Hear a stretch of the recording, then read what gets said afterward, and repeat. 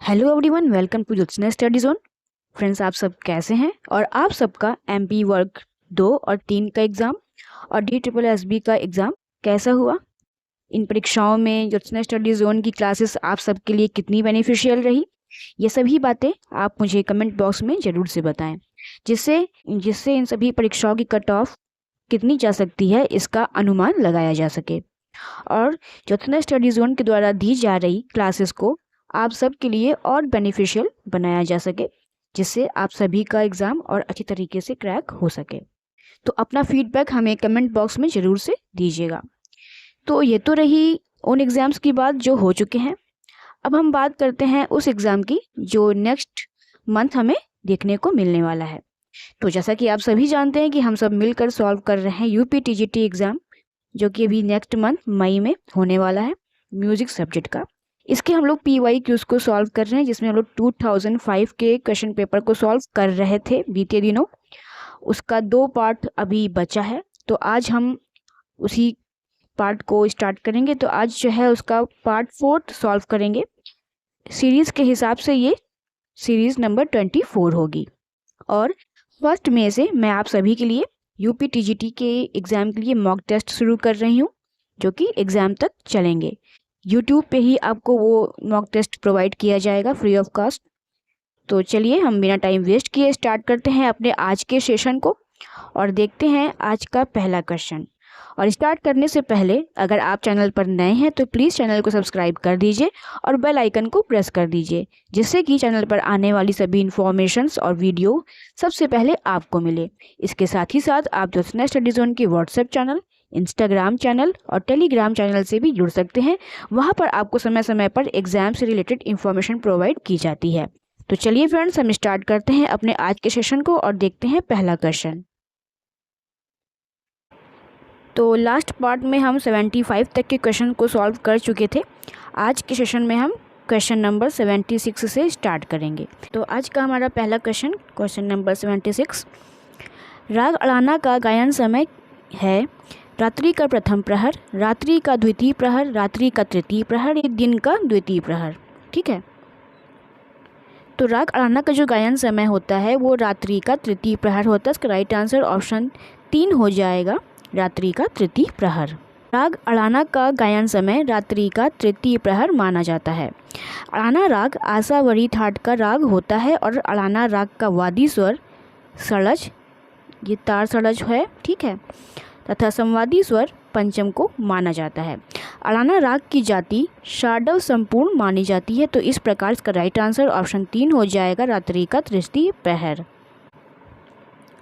Next question है, जिस स्वर से जाति गायन प्रारंभ होता है उस स्वर को क्या कहते हैं? ग्रह, अंश, न्यास या अपन्यास? तो जिस स्वर से जाति गायन प्रारंभ होता है उसे हम ग्रह स्वर कहते हैं। इसका राइट आंसर ऑप्शन 1 हो जाएगा, ग्रह। जिस स्वर से जाति गायन प्रारंभ होता है उस स्वर को ग्रह स्वर कहते हैं। और जाति गायन का मध्य भाग जिस स्वर पर समाप्त होता है उसे अपन्यास तथा जाति गायन का अंत जिस स्वर पर होता है उसे न्यास स्वर कहते हैं। तो इसका राइट आंसर जो होगा वो ऑप्शन 1 हो जाएगा, ग्रह स्वर।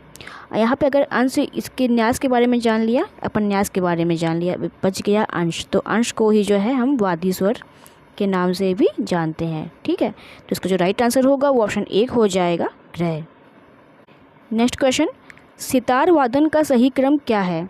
गत जोड़ झाला आलाप, आलाप झाला गत जोड़, आलाप जोड़ झाला गत या गत झाला आलाप जोड़? तो सितार वादन का सही क्रम जो हो जाएगा वो आलाप जोड़ झाला गत हो जाएगा। इसका राइट आंसर ऑप्शन 3 होगा। सितार वादन का सही क्रम आलाप जोड़ झाला गत माना जाता है। सितार एक तत्वाद्य है और इस वाद्य पर रज़ा खानी व मसीद खानी गत बजाया जाता है। तो इसका राइट आंसर ऑप्शन 3 हो जाएगा, आलाप जोड़ झाला गत।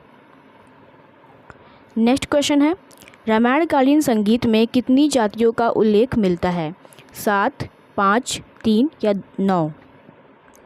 तो रामायणकालीन संगीत में हमें 7 जातियों का उल्लेख प्राप्त होता है। इसका राइट आंसर ऑप्शन 1 हो जाएगा। नेक्स्ट क्वेश्चन, खलीफा किस भाषा का शब्द है? अरबी, फारसी, उर्दू या हिंदी? तो खलीफा जो है वो अरबी भाषा का शब्द है। इसका राइट आंसर ऑप्शन 1 हो जाएगा, अरबी। नेक्स्ट क्वेश्चन, बुंदू खां जो कि एक सारंगी वादक हैं, किस घराने से संबंधित हैं? ग्वालियर घराने से, आगरा घराने से, किराना घराने से या दिल्ली घराने से? बुंदू खां जो कि एक सारंगी वादक हैं वो दिल्ली घराने से संबंधित है। इसका राइट आंसर ऑप्शन 4 हो जाएगा, दिल्ली। बुंदू खां दिल्ली घराने से संबंधित हैं। ग्वालियर, आगरा तथा किराना घराना ख्याल गायन से संबंधित है। तो इसका राइट आंसर जो हो जाएगा वो ऑप्शन 4 हो जाएगा, दिल्ली। दिल्ली भी एक ख्याल घराना है, दिल्ली भी जो है ख्याल के घराने में ही शामिल है, लेकिन यहाँ पर एक सारंगी वादक है ना, सारंगी की बात हो रही है, तो बुंदू खां जो सारंगी वादक है वो भी दिल्ली घराने से संबंधित हैं। तो इस प्रकार से इसका जो राइट आंसर हो रहा है वो ऑप्शन 4 हो रहा है, दिल्ली। नेक्स्ट क्वेश्चन है, संगीत का सबसे अधिक उल्लेख किस वेद में है? ऋग्वेद में, यजुर्वेद में, सामवेद में या अथर्ववेद में? तो इसका आंसर तो आप सभी लोग जानते हैं कि संगीत का सबसे अधिक उल्लेख जो है वो सामवेद में हमें प्राप्त होता है। इसका राइट आंसर ऑप्शन 3 हो जाएगा, सामवेद। संगीत का सबसे अधिक उल्लेख सामवेद में है। ऋग्वेद मंत्र से संबंधित है, यजुर्वेद औषधि से संबंधित है तथा अथर्ववेद को धन से संबंधित मानते हैं। तो इस प्रकार का जो राइट आंसर होगा वो सामवेद हो जाएगा। नेक्स्ट क्वेश्चन है, तानपुरे का गुड़ज किस लकड़ी का बना होता है? आम का, आम की लकड़ी का, जामुन की लकड़ी का, सांबर सींग की लकड़ी का या नीम की लकड़ी का? तो तानपुरे का जो गुड़ज है वो सांबर सींग की लकड़ी से बना होता है। इसका राइट आंसर ऑप्शन 3 हो जाएगा, सांबर सींग। तानपुरे का गुड़ज सांबर सींग, आबनूस या खेर की लकड़ी से बनाते हैं, जो 4 इंच लंबा और 2 इंच चौड़ा होता है। खूंटी निर्माण में खेर, शीशम अथवा अखरोट की लकड़ी का प्रयोग करते हैं और तार गहन में सांबर सींग के लकड़ी का बनाया जाता है। ठीक है, तार गहन को सांबर सींग की लकड़ी से बनाया जाता है। तो इसका राइट आंसर ऑप्शन 3 हो जाएगा, सांबर सींग। नेक्स्ट क्वेश्चन है, धमार ताल का प्रयोग किस गायन शैली में किया जाता है? ध्रुपद में, ख्याल में, धमार में या ठुमरी में? तो धमार ताल का प्रयोग जो है धमार गायन शैली के साथ ही किया जाता है। इसका राइट आंसर ऑप्शन 3 हो जाएगा, धमार। धमार ताल का प्रयोग धमार गायन शैली में किया जाता है। धमार ताल पखावज की ताल है। ध्रुपद के साथ 4 ताल, ख्याल के साथ 1 ताल तथा ठुमरी के साथ जो है दीपचंदी ताल को बजाया जाता है, इसका वादन किया जाता है। तो इसका जो राइट आंसर हो जाएगा वो ऑप्शन 3 हो जाएगा, धमार ताल। नेक्स्ट क्वेश्चन, हिंदुस्तानी संगीत का शुद्ध सप्तक है भैरव, आसावरी, बिलावल या यमन? तो हिंदुस्तानी संगीत का शुद्ध सप्तक बिलावल होता है। आप सभी को पता है कि इसके सारे जो स्वर होते हैं वो शुद्ध होते हैं। तो इसका राइट आंसर ऑप्शन 3 हो जाएगा, बिलावल। फ्रेंड्स, अगर आपको ये क्वेश्चन अच्छे लग रहे हों, ये सेशन अच्छा लग रहा हो तो प्लीज़ इस वीडियो को एक लाइक ज़रूर से कर दीजिएगा और इसे अपने दोस्तों में शेयर कर दीजिएगा, जिससे कि वो सब भी इस क्लास का बेनिफिट ले सकें। हिंदुस्तानी संगीत का शुद्ध सप्तक बिलावल राग को माना जाता है। बिलावल राग बिलावल थाट का राग है और बिलावल राग का वादी स्वर धैवत तथा संवादी स्वर गंधार को माना जाता है। बिलावल राग की जाति संपूर्ण मानी जाती है और भैरव राग की बात करें तो इसमें रे धा स्वर कोमल और आसावरी राग में गा धा नी स्वर कोमल तथा यमन राग में तीव्र मध्यम का प्रयोग किया जाता है। तो इस तरह से इसका राइट आंसर जो होगा वो ऑप्शन 3 हो जाएगा, बिलावल। नेक्स्ट क्वेश्चन है, छिद्रों से निर्मित रचना को क्या कहते हैं? गजरा, गट्टा, गुंबज या उपयुक्त में से कोई नहीं? छिद्रों से निर्मित रचना को गजरा कहा जाता है। इसका राइट आंसर ऑप्शन 1 हो जाएगा, गजरा। छिद्रों से निर्मित रचना को गजरा कहते हैं। गजरा का प्रयोग तबला वाद्य में किया जाता है और गजरे के द्वारा ही चमड़े को तबले के अंग में मढ़ा जाता है। गजरे के मध्य में जो छिद्र होते हैं उसे घर भी कहते हैं। तो इसका राइट आंसर जो होगा वो ऑप्शन 1 हो जाएगा, गजरा। नेक्स्ट क्वेश्चन है, अवनद्य वाद्य को क्या कहते हैं? तंत्री वाद्य, ताल वाद्य, वंशी वाद्य या पुष्कर वाद्य? तो अवनद्य वाद्य को पुष्कर वाद्य कहा जाता है। इसका राइट आंसर होगा ऑप्शन 4, पुष्कर वाद्य। अवनद्य वाद्य को पुष्कर वाद्य कहते हैं। सितार, तंत्री वाद्य वंशी सुशिर वाद्य हैं तथा तबला जो है वो ताल वाद्य माना जाता है। तो इसका राइट आंसर ऑप्शन 4 हो जाएगा पुष्कर वाद्य। नेक्स्ट क्वेश्चन है, गुणधर्म नाद के कितने अवयव बताए गए हैं? 2, 3, 4 या 5? तो गुणधर्म नाद के 2 अवयव बताए गए हैं। इसका राइट आंसर ऑप्शन 1 हो जाएगा 2। नेक्स्ट क्वेश्चन है, पंजाबी भाषा का प्रयोग किस गायन शैली में होता है? ठुमरी में, टप्पा में, ध्रुपद में या ख्याल में? पंजाबी भाषा का प्रयोग टप्पा गायन शैली में होता है। इसका राइट आंसर ऑप्शन 2 हो जाएगा टप्पा। नेक्स्ट क्वेश्चन, राग में कितने वर्ग स्वर की दृष्टि से बताए गए हैं? 3, 5, 7 या 9? रागों के 3 वर्ग स्वर की दृष्टि से बताए गए हैं। इसका राइट आंसर ऑप्शन 1 हो जाएगा 3। रागों में 3 वर्ग स्वर की दृष्टि से बताए गए हैं, मंद्र स्वर, मध्य स्वर और तार स्वर। तो इसका राइट आंसर जो होगा वो ऑप्शन 1 हो जाएगा 3। नेक्स्ट क्वेश्चन है, विकृष्ट शब्द से क्या अभिप्राय है? मंद्र स्वरों में गायन, मध्य स्वरों में गायन, तार स्वरों में गायन या उपर्युक्त में से कोई नहीं?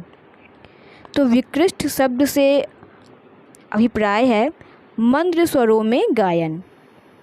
तो इसका राइट आंसर जो होगा वो ऑप्शन 1 हो जाएगा मंद्र स्वरों में गायन। नेक्स्ट क्वेश्चन है, सादरा किसे कहते हैं? ध्रुपद को, चैती को, टप्पा को या धमार को? तो सादरा जो है वो चैती को कहते हैं। इसका राइट आंसर ऑप्शन 2 हो जाएगा चैती। सादरा चैती गायन को कहा जाता है। चैती चैत के महीने में गाई जाती है। ध्रुपद, टप्पा तथा धमार गायन को सादरा नहीं कहा जाता।